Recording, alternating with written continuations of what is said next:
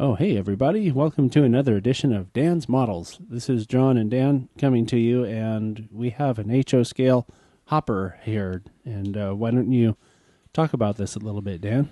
Well, this is an Atlas pressure aid covered hopper, and I have several of these cars, but I kind of didn't do... I gave this one a moderate weathering job, not too much. I could even probably stand to do a little bit more on it, but I wasn't trying to make this look too decrepit, but I just wanted to make it look well used. Yeah, I can tell that the trucks were weathered, and I can see that the seams on the side are popping like they usually do after you apply the powders to them. Yeah, it probably could stand a little more on the roof. I think that's probably the best, maybe if I do some more on it eventually. And I also added some crossover platforms that are photo etched. Yeah, those look pretty neat. Yeah, and I added the uncoupling levers too. So did you make them, or were they something? Yeah, I think I fabricated these because I did it from prototype photos, and I don't know of anybody who makes one that's just like that, but it's such an easy... It's basically just a piece of wire with two bends in it. Yeah. Now I have a quick question. Sorry to interrupt. It looks to me like a hole for a screw on the end here.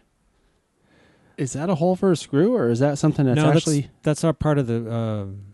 a lot of covered hoppers have those holes. I think they're... I'm not sure if they're for access to get to the...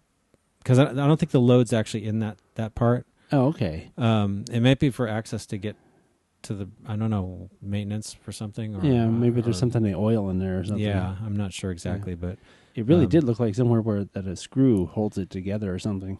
No, that's supposed to be there. Yeah. So other than those couple of details, the car's pretty much stock. I changed the couplers, put Katie scale couplers on it. It has something on it. Yeah, it's got a Fred. Yeah, look at that. It looks like a real one too. Yeah, that's one of those Ring Engineering Freds that they have. Basically, the kit comes with the Fred and a coupler that it's attached to, and also the truck. So I had to modify the car a little bit to fit the Ring Engineering truck versus the original. But it's, other than that, it's pretty self-contained and works on DC or DCC. It looks neat. Yeah, and I'm modeling the 90s, and a lot of, by that time, most of the cabooses were gone. So, yeah. But I didn't really have any cars with Freds on them. So I think I have 3 Fred-equipped cars now. So it's not quite as versatile as just being able to stick it on the coupler like the real ones, but you can change the car back to just being a regular car if you want to, just by putting the original truck back on. Yeah, that seems like a pretty easy fix, right? Yeah. So this is the Ring Engineering truck, and it's got the just regular wheels. It's got contacts, and then the circuitry or whatever that makes it work is in here, and then it's just got a wire that connects to the coupler with the Fred. Yeah, that's a pretty neat little kit, I guess. Yeah. So I get a question though. When you put that on, do you have to use the same side frame somehow, or does it come with those too? No, it's a complete truck. Oh, so are the side frames different in the back compared to what they are in the front? It's very similar. They actually, you can buy, if you want to have them match exactly, Ring Engineering does sell a truck without the Fred in it. So you can actually replace both if you want to. But I thought they're similar enough that unless you're really looking hard at the car, it doesn't look that different. Yeah, I don't imagine most people would notice. I also equipped the car with some of the rubber flexible train line air hose from High Tech Details. Right. So, which are kind of cool because if they catch on something or if you hit them with your finger, they flex instead of breaking off. Oh, right. So those are kind of a neat thing too.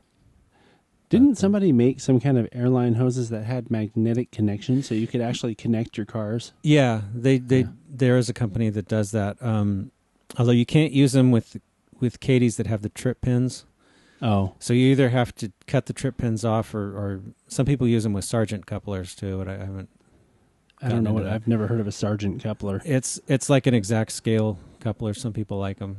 Sergeant Coupler sounds like he should be working with Colonel Klink, yeah, or something. Yeah, no, it's But I think if you used them with the trip pins in place, it would get in the way of the little things working. You know, I think that if I were an HO modeler, I probably would get rid of all my trip pins because they are not prototypically even. No, they're not. Yeah. I don't, because I have so much rolling stock that if I ever change my mind, you can't put them back once you've cut them off. Yeah. You have to replace the whole coupler.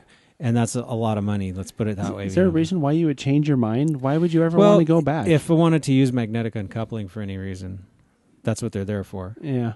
So, I don't really do that right now, but, I don't know. Yeah, I couldn't imagine. You can always cut them off. You can't put them back on so easy. Right, So, right. I figure I'll just, for now, I'll leave it. Yeah. Well, I was going to say something that might be of use for anyone who's new to trains, or maybe a young person that's watching our videos, to talk about what Fred, we're calling it a Fred. Isn't that a flashing rear end device or something like that? Yeah, I think that's what it stands for. It's basically a type of end of train device. Right. I think basically what it is they attach it to the airline, and it monitors some of the brakes and sends messages to the engine. Oh, I thought it was just a marker for people to see where the end of the train was. It has most locomotives now have a special antenna that I think picks up a signal from the Fred, and that they use that in lieu of a caboose to monitor their end of the train, or if they lose the end of the train, Oh, right, because if suddenly you're not getting a signal, then you know something's wrong. Yeah. So, it takes over some of the functions that used to be done by the caboose. Yeah, technology taking over people's jobs. Yeah. Well, Dan, once again, you've done it. When we started, I thought, oh, what could he possibly have to show on a hopper? And then, as usual, there's a lot more to it than I originally thought. So, nice job. Cool. Hey. Did we tape 158 at a day at Niles? No. Okay. Oops. Looks like you're having trouble coupling there, Dan. Yeah. You need to push it a little harder, maybe, huh?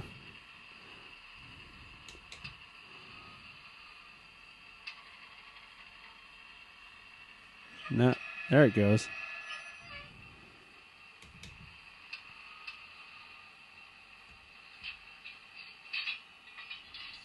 Oh, it even couples. You have coupling sounds? Uh-huh. I don't know how well that's turning out on the video, but